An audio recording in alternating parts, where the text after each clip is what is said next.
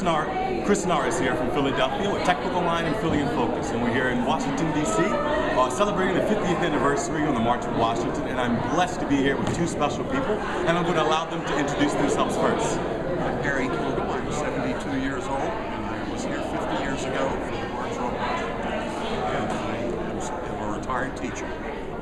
I'm Blackburn. I'm not going to say I am. You couldn't do the repetition. I was 20 years old in March. So, first of all, I'm just completely humbled that you guys are here and just completely in awe. And I just have a quick question. At the end of your speech, you talked about you being in a segregated school, the teachers having PhDs, and the quality of education being so high. And I'm wondering now, as we talk about, we're sitting here fighting for votes again.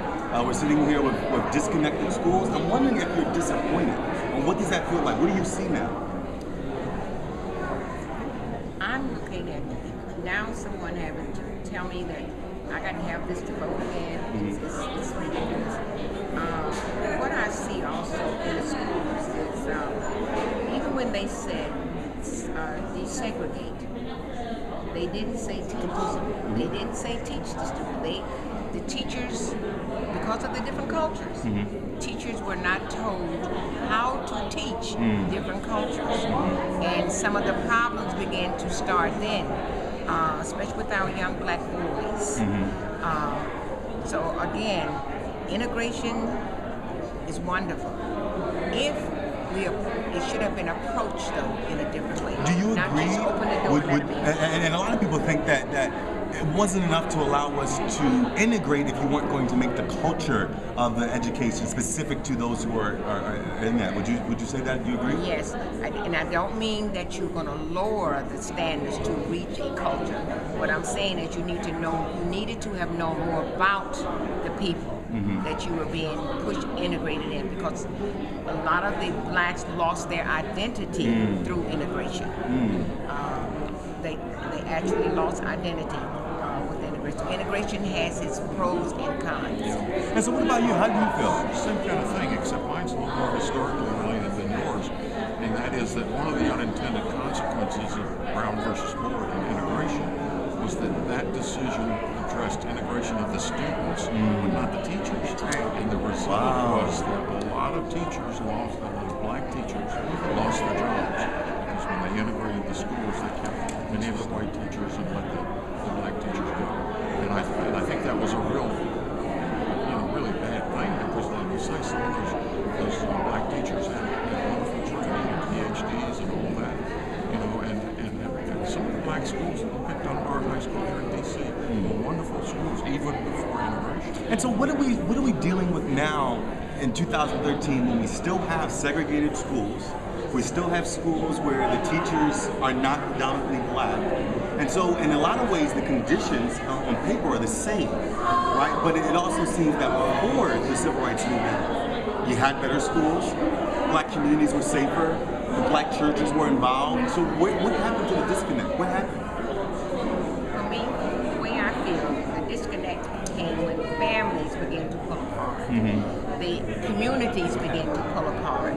Whereas at one time, the children were the community. All the community knew everybody's child, and they were there for the children.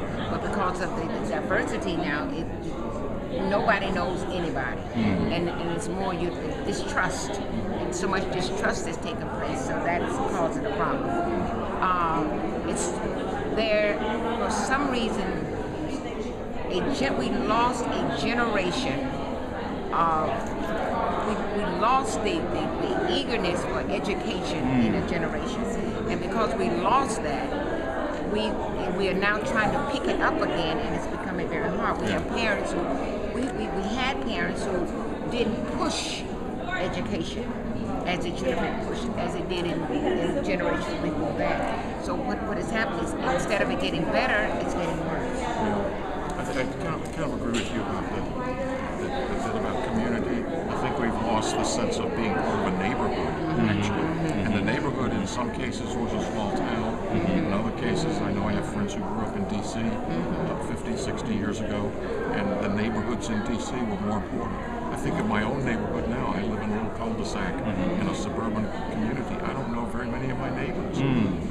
We've sort of lost the sense of neighborhood and taking care of each other. And so what I hear I'm getting, because we want to wrap it up, is that from both of you, what happened was the personal and communal efficacy, right? The sense of pride in yourself and in the community. And it seems like in order to overcome, that's going to be the first thing that we have to instill, right? Is that pride and that conviction. Would you agree, or would you say these? I agree, and I think the hope for reinstating some of those feeling of community and neighborhood is really in schools.